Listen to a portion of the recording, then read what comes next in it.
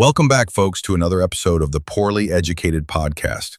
Today in the news edition, the only show where we break down the biggest headlines using more common sense than Congress and fewer big words than the Federal Reserve.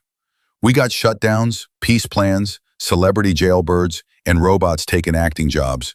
So buckle up, Buttercup, because America's lost its mind again, and I'm driving this clown bus straight through the middle of it. Segment 1. Government shutdown. The only thing still working is the blame game. Now the federal government's shut down again. That's right. The old USA is running like my cousin Earl's truck. Loud, leaking money, and somehow still rolling downhill. President Trump's been treating this shutdown like a garage sale, firing folks and yanking projects from states that voted blue. If your governor's a Democrat, your road funding just got repossessed, partner. And get this. Trump says he's using the shutdown as a strategic opportunity to reshape the federal government. Well, if reshape means burn down the barn to fix the fence, he's nailed it. He even told federal agencies to prep for mass firings, not furloughs. That's like saying, don't worry, you ain't laid off. You're just permanently free to pursue other opportunities. Meanwhile, 700,000 essential workers are working without pay.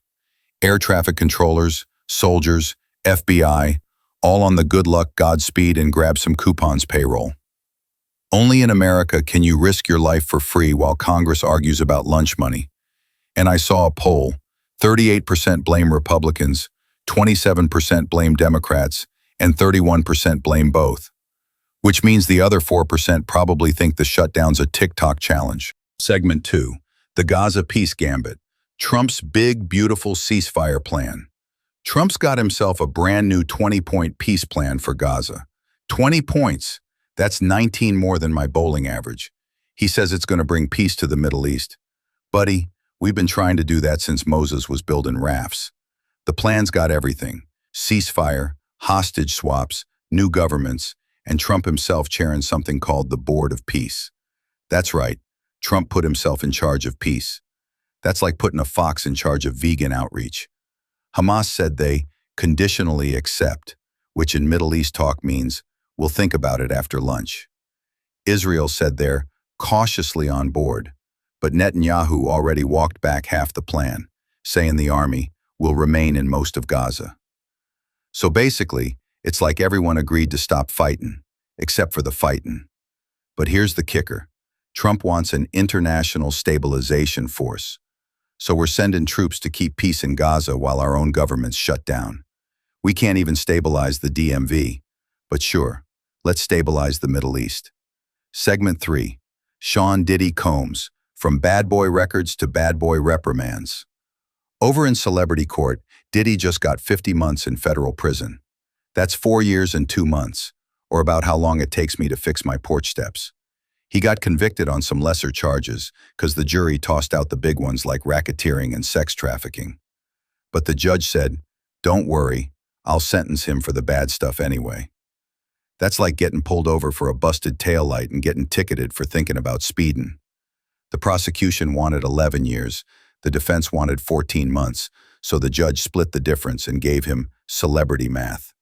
He's got to pay $500,000, do 4 years, and pretend to be sorry. Diddy cried in court, said he'd been humbled. Buddy, when you're worth $800 million, humbled means you're sitting in a smaller yacht.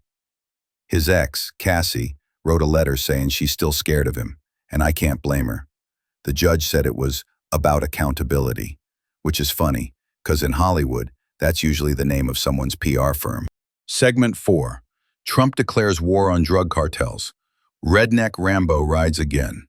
Trump just declared that the U.S. is in an armed conflict with foreign drug cartels. That's right, we're at war with a noun now. He's ordering the Pentagon to treat cartels like a foreign army. I can't wait to see Marines rappelling into Tijuana yelling, "Where's the fentanyl, buddy?" Congress didn't approve this. Surprise, surprise. But Trump says drug traffickers are invading America. Well, sure, but have you seen what's invading Florida? We got pythons, meth gators, and retirees driving mobility scooters on I-95. Maybe we ought to fix that front line first. It's wild. 1 minute Trump's negotiating world peace. Next minute, he's launching airstrikes on cartel boats. He's like if the Pope had a WWE belt and a drone button. Segment 5. Social Security Shakeup. You ain't disabled, you're just lazy, apparently. The administration's floating a plan to change how disability works. They want to stop using age as a factor in whether you can work, which means your grandma with bad knees and cataracts might get told, "Get a job, Nancy." Imagine explaining that to a 68-year-old man with a hip replacement. "Sorry, sir, but we've determined you're fit to work at Amazon." My uncle tried that once, lasted half a shift, then filed a workers' comp claim when he tripped over his own thermos.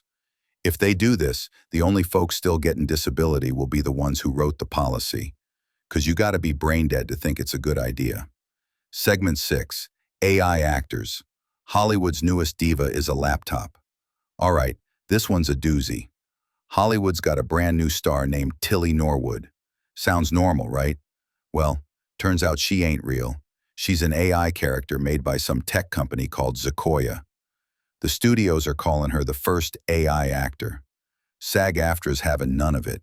They said, "Tilly ain't an actor. She's a computer program trained on stolen performances." I agree. Ain't no robot gonna outshine Danny DeVito. Plus, what's next? AI country singers?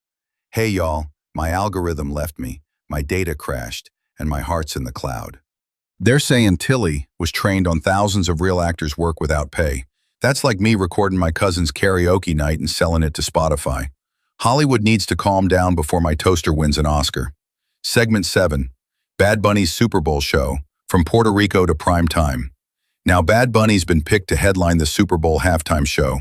That's the same guy who's been roasting Trump harder than a Waffle House grill. The NFL says they want diversity, but what they're gonna get is a cultural revolution wrapped in reggaeton. Bad Bunny's from Puerto Rico. He's political, and he don't mince words. I can already see Trump watching from Mar-a-Lago yelling, "I could sing better than that, folks." Next thing you know, Trump will drop a diss track called "Make Music Great Again." But I say good for Bad Bunny. America's been needing a halftime show that shakes things up. Maybe it'll wake people up from the nacho coma. Segment 8. The National Pulse. America's like a broken toaster, sparking in every direction. So let's recap. The government's closed, Trump's making peace and war at the same time, celebrities are going to jail, AI stealing Hollywood, and we're fighting cartels while telling old folks to reapply at Wendy's. If that ain't America 2025, I don't know what is. You ever notice how every headline sounds like the setup to a bad joke? A president, a rapper, and a robot walk into a courtroom. That's not news, that's Tuesday. I tell you, this country's like a raccoon in a dumpster, loud, angry, and somehow surviving. But maybe that's the beauty of it. We're messy, we're stubborn, and we're still showing up for work, even if the government ain't paying us.